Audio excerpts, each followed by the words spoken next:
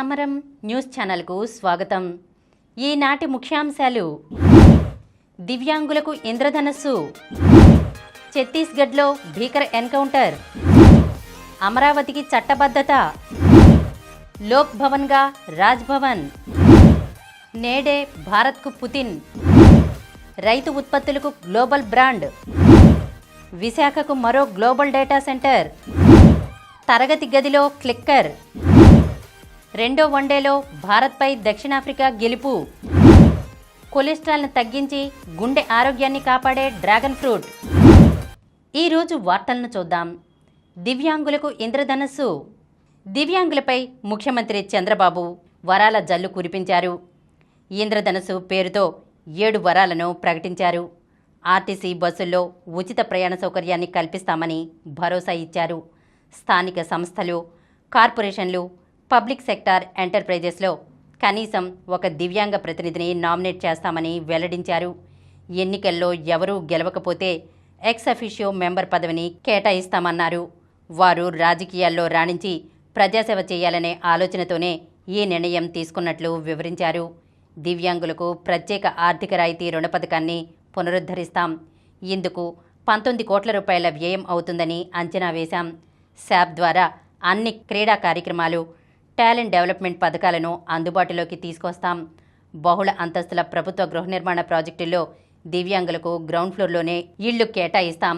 వినికిడి లోపం ఉన్నవారికి బాపట్లలో ప్రత్యేక డిగ్రీ కళాశాలను ఏర్పాటు చేస్తాం. గురుకుల పాఠశాలలు, కళాశాలలు, వసతి గృహాల్లో చదివే దివ్యాంగ విద్యార్థులకు అక్కడే సామాజిక భద్రతా పింఛన్లు పంపిణీ చేస్తాం. అన్ని జిల్లాలతో పాటు అమరావతిలో దివ్యాంగులకు ప్రత్యేకంగా దివ్యాంగ భవన్లను ఏర్పాటు చేస్తాం. రాజధానిని దివ్యాంగులకు అనుకూలమైన నగరంగా మలుస్తామని చంద్రబాబు ప్రకటించారు. ఛత్తీస్గఢ్లో భీకర ఎన్కౌంటర్. ఛత్తీస్గఢ్ రాష్ట్రం బీజాపూర్ దంతెవాడ సరిహద్దు అడవుల్లో బుధవారం భద్రతా బలగాలు, మావోయిస్టుల మధ్య భీకర ఎన్కౌంటర్ జరిగింది. ఎదురుకాల్పుల్లో 12 మంది మావోయిస్టులు మరణించారు. ఈ ఘటనలో 3 డీఆర్జీ జవాన్లు సైతం మృతి చెందారు. మరో 2 జవాన్లకు గాయాలయ్యాయి. ఎస్పీ జితేంద్ర కుమార్ యాదవ్ మాట్లాడుతూ, బీజాపూర్ జిల్లా గంగలూరు పోలీస్ స్టేషన్ పరిధి పశ్చిమ బస్తర్ ప్రాంతంలోనే భైరంగఢ్ అడవుల్లో పెద్ద సంఖ్యలో మావోయిస్టులు ఉన్నారని నిఘా వర్గాలకు సమాచారం అందింది. దీంతో 2 జిల్లాల నుంచి డీఆర్జీ, ఎస్టీఎఫ్, కోబ్రా బృందాలు ఆపరేషన్ చేపట్టాయి. ఈ సందర్భంగా ఉదయం 9 గంటలకు కాల్పులు జరగగా 12 మంది మావోయిస్టులు మృతి చెందినట్లు మాకు సమాచారం అందింది. ఆపరేషన్ ఇంకా కొనసాగుతోంది. ఎదురుకాల్పుల్లో బీజాపూర్ జిల్లా డీఆర్జీ జవాన్లు మోను వడాడి, దొకారు గోండే, రమేష్ సోడి మరణించారు. సంఘటన ప్రాంతం నుంచి మావోయిస్టుల మృతదేహాలతో పాటు LMG machine gun, AK-47 rifle, SLR, INSAS 303 rifle, పెద్ద ఎత్తున ఆయుధ పేలుడు సామాగ్రిని భద్రతా బలగాలు స్వాధీనం చేసుకున్నాయి అని వివరించారు. అమరావతికి చట్టబద్ధత. ఆంధ్రప్రదేశ్ రాజధానిగా అమరావతికి చట్టబద్ధత కల్పించే ప్రక్రియ మొదలైంది. ఏపీ రాష్ట్ర విభజన చట్టంలోని 5(2)కి సవరణ చేసేందుకు కేంద్రం కొద్ది రోజుల కిందటే చర్యలు ప్రారంభించింది. దీనికి ఇప్పటికే న్యాయశాఖ ఆమోదముద్ర లభించింది. కేంద్ర మంత్రివర్గం ఆమోదం తర్వాత త్వరలో పార్లమెంట్లో ప్రవేశపెట్టనున్నారు. అక్కడ ఆమోదం తర్వాత ఆంధ్రప్రదేశ్ నూతన రాజధానిగా అమరావతిని ప్రకటిస్తూ రాజపత్రం విడుదల చేస్తారు. విభజన తర్వాత ఏపీ రాజధానిగా అమరావతిని తెలుగుదేశం పార్టీ ప్రభుత్వం ఎంపిక చేసింది. లోక్ భవన్గా రాజ్ భవన్. రాష్ట్రంలోని రాజ్ భవన్ పేరును లోక్ భవన్గా మార్చారు. కేంద్ర హోంమంత్రిత్వ శాఖ ఇచ్చిన ఆర్డర్ ప్రకారం పేరు మార్పునకు గవర్నర్ ఎస్ అబ్దుల్ నజీర్ ఆమోదం తెలిపారు. ఈ మేరకు రాజ్ భవన్ పేరు మారుస్తూ ప్రత్యేక ప్రధాన కార్యదర్శి జి అనంతరాములు బుధవారం నోటిఫికేషన్ జారీ చేశారు. గవర్నర్ ఆమోదించిన వెంటనే లోక్ భవన్ అధికారులు గవర్నర్ వెబ్సైట్, అన్ని ఆన్లైన్ వేదికల్లో రాజ్ భవన్ స్థానంలో లోక్ భవన్గా పేర్లు మార్చేశారు. కాగా ఏక్ భారత్ శ్రేష్ఠ భారత్ కార్యక్రమంలో భాగంగా ఆంధ్రప్రదేశ్ లోక్ భవన్లో నాగాలాండ్, అసోం ఆవిర్భావ దినోత్సవ వేడుకలను బుధవారం ఘనంగా నిర్వహించారు. గవర్నర్ అబ్దుల్ నజీర్ ముఖ్య అతిథిగా పాల్గొని ఆయా రాష్ట్రాల చిన్నారుల నృత్యాలను తిలకించారు. కార్యక్రమంలో లోక్ భవన్ ప్రత్యేక ప్రధాన కార్యదర్శి జి అనంతరాములు, ఇతర అధికారులు పాల్గొన్నారు. నేడే భారత్కు పుతిన్.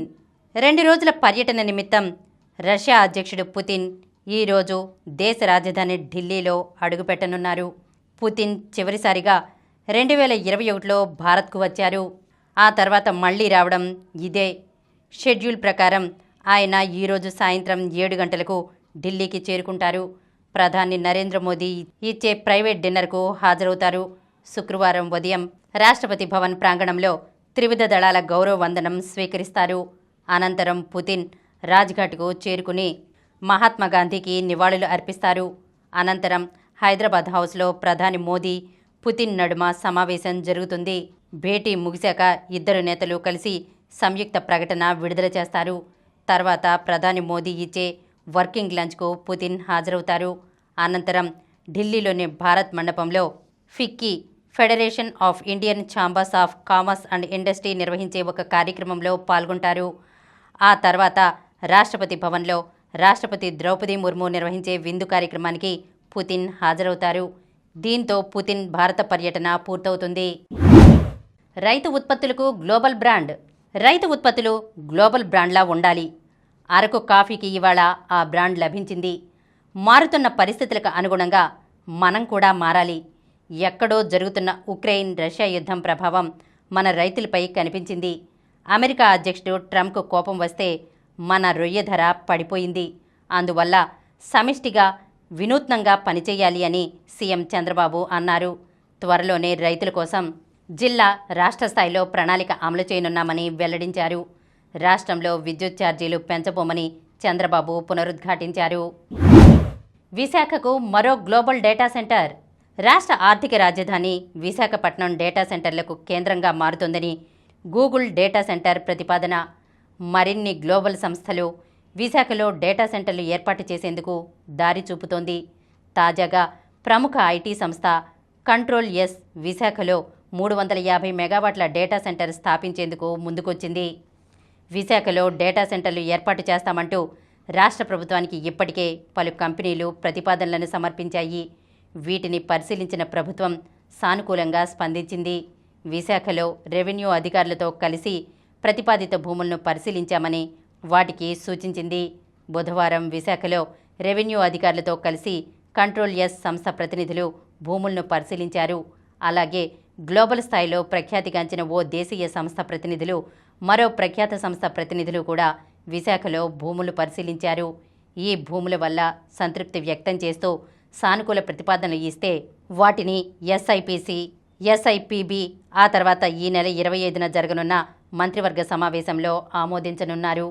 ఈ 3 డేటా సెంటర్లు విశాఖలోనే ఏర్పాటు చేసేందుకు ఆసక్తిగా ఉండడంతో ఉత్తరాంధ్రలోని సముద్ర తీర ప్రాంతం డేటా సెంటర్లతో నిండిపోనుంది. తరగతి గదిలో క్లిక్కర్. పాఠశాల విద్యలో మరో వినూత్న విధానానికి రాష్ట్ర ప్రభుత్వం శ్రీకారం చుట్టనుంది. ప్రభుత్వ పాఠశాలల్లో క్లిక్కర్ ఆధారిత పునశ్చరణ అమలుకు నిర్ణయించింది. తరగతి గదిలో పాఠం బోధించిన తర్వాత క్లిక్కర్ ఆధారంగా విద్యార్థులను ప్రశ్నలు అడుగుతారు. తొలుత ప్రతి విద్యార్థికి ఒక క్లిక్కర్ ఇస్తారు. ఇందులో A, B, C, D, yes, no, hand raise తదితర బటన్లు ఉంటాయి. తరగతి గదిలో ఉండే ఇంటరాక్టివ్ ఫ్లాట్ ప్యానెల్పై అంతకుముందు చెప్పిన పాఠానికి సంబంధించిన ప్రశ్న డిస్ప్లే అయినప్పుడు దానికి క్లిక్కర్ ద్వారా విద్యార్థులు సమాధానం ఇవ్వాలి. ఏ విద్యార్థి ఏ సమాధానం ఇచ్చాడో ప్యానెల్పై కనిపిస్తుంది. ఈ నెల 5న జరిగే మెగా పేరెంట్ టీచర్స్ మీటింగ్లో సీఎం చంద్రబాబు క్లిక్కర్ విధానాన్ని లాంఛనంగా ప్రారంభించనున్నారు. రెండో వన్డేలో భారత్పై దక్షిణాఫ్రికా గెలుపు. విరాట్ కోహ్లీ 93 బంతుల్లో 7 ఫోర్లు, 2 సిక్స్లతో 102. రుతురాజ్ గైక్వాడ్ 83 బంతుల్లో 12 ఫోర్లు, 2 సిక్స్లతో 105 శతకాలతో భారత్ భారీ స్కోరు చేసిన బౌలర్లు ఫీల్డింగ్ వైఫల్యంతో కొండంత స్కోరును కాపాడుకోలేకపోయింది. మార్క్రమ్తో పాటు మిగతా బ్యాటర్లు రాణించడంతో బుధవారం హోరాహోరీగా జరిగిన రెండో వన్డేలో దక్షిణాఫ్రికా 4 వికెట్లతో భారత్ను ఓడించింది. 3 వన్డేల సిరీస్ను 1-1తో సమం చేసింది. తొలుత భారత్ నిర్ణీత 50 ఓవర్లలో 5 వికెట్ల నష్టానికి 358 పరుగుల స్కోరు చేసింది. రాహుల్ రాణించాడు. యాన్సెన్ 2 వికెట్లు పడగొట్టాడు. ఛేదనలో దక్షిణాఫ్రికా 49.2 ఓవర్లలో 6 వికెట్లకు 362 పరుగులు చేసి గెలిచింది. బ్రిట్స్కే గెలుపులో కీలక పాత్ర పోషించాడు. హర్ష్దీప్, ప్రసిద్ధ్ చెరో 2 వికెట్లు తీశారు. మార్క్రమ్ ప్లేయర్ ఆఫ్ ద మ్యాచ్గా నిలిచాడు. ఆఖరిదైన 3వ వన్డే శనివారం విశాఖపట్నంలో జరగనుంది. చెడు కొలెస్ట్రాల్ని తగ్గించి గుండె ఆరోగ్యాన్ని కాపాడే డ్రాగన్ ఫ్రూట్. గులాబీ రంగులో ఆకర్షణీయంగా చూడగానే తినేయాలనిపించేలా ఉంటుంది డ్రాగన్ ఫ్రూట్. దీంట్లో అనేక పోషకాలు ఉన్నాయని నిపుణులు చెబుతున్నారు. డ్రాగన్ ఫ్రూట్లో ఫైబర్ అధికంగా ఉంటుంది. దీనివల్ల జీర్ణ వ్యవస్థ పనితీరు మెరుగుపడుతుంది. గ్యాస్, అసిడిటీ, కడుపుబ్బరం వంటివి తగ్గుతాయి. ఈ పండులో ఐరన్ కూడా ఎక్కువ మొత్తంలో ఉంటుంది. ఇది ఎర్ర కణాల ఉత్పత్తిని పెంచి రక్తహీనతను దూరం చేస్తుంది. ఇందులోని విటమిన్ సి రోగనిరోధక శక్తిని పెంపొందిస్తుంది. అలాగే కొలాజెన్ ఉత్పత్తిని పెంచి అందాన్ని కాపాడుతుంది. దీనిలోని మెగ్నీషియం, కాల్షియంలు ఎముకల దృఢత్వానికి దోహదం చేస్తాయి. డ్రాగన్ ఫ్రూట్లోని యాంటీ ఆక్సిడెంట్లు ఫ్రీ రాడికల్స్తో పోరాడతాయి. ఒమేగా 3 ఫ్యాటీ ఆమ్లాలు చెడు కొలెస్ట్రాల్ను తగ్గించి గుండె ఆరోగ్యాన్ని కాపాడతాయి. ఫ్లేవనాయిడ్స్, ఫినోలిక్ యాసిడ్, ఆస్కార్బిన్ యాసిడ్లు రక్తంలో చక్కెర స్థాయిలను నియంత్రించడంలో సహాయపడతాయి. ఇప్పుడు కొన్ని సంక్షిప్త వార్తలను చూద్దాం. 4వ ర్యాంకుకు విరాట్. సఫారీలతో వన్డే సిరీస్లో సెంచరీలతో దుమ్మురేపుతున్న విరాట్ కోహ్లీ ఐసీసీ వన్డే ర్యాంకింగ్స్లో ముందుకెళ్లాడు. బ్యాటర్ల జాబితాలో ఓ స్థానం మెరుగుపరుచుకున్న విరాట్ 751 పాయింట్లతో 4వ ర్యాంకులో నిలిచాడు. హార్దిక్, గిల్ వచ్చేశారు. సఫారీలతో టెస్ట్ సిరీస్ సమయంలో మెడనొప్పికి గురైన శుభ్మన్ గిల్ ఆసియా కప్ ఫైనల్కు ముందు గాయపడి చాన్నాళ్లు ఆటకు దూరమైన ఆల్రౌండర్ హార్దిక్ పాండ్యా తిరిగి జట్టులోకి వచ్చారు. ఈ నెల 9 నుంచి దక్షిణాఫ్రికాతో జరిగే 5 మ్యాచ్ల టీ20 సిరీస్కు టీమిండియాను బుధవారం ప్రకటించారు. టీ20 వరల్డ్ కప్ జెర్సీ ఆవిష్కరణ. వచ్చే ఏడాది జరిగే టీ20 వరల్డ్ కప్ కోసం రూపొందించిన భారత జట్టు కొత్త జెర్సీని రోహిత్ శర్మ ఆవిష్కరించారు.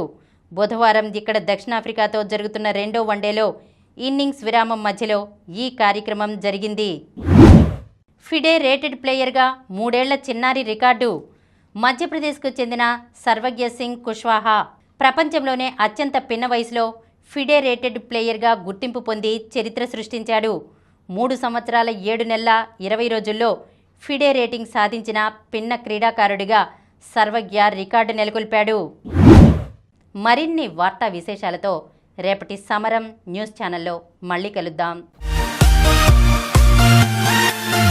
ప్రతిరోజు వార్తా విశేషాల కోసం అనతి కాలంలోనే 20 కోట్లకు పైగా వ్యూస్ సాధించిన సమరం ఛానల్ సమర్పించు సమరం న్యూస్ ఛానల్కు సబ్స్క్రైబ్ చేయండి, లైక్ చేయండి, మీ ఫ్రెండ్స్కి షేర్ చేయండి. అలాగే ప్రక్కనున్న గంట సింబల్ని ప్రెస్ చేయడం మర్చిపోకండి.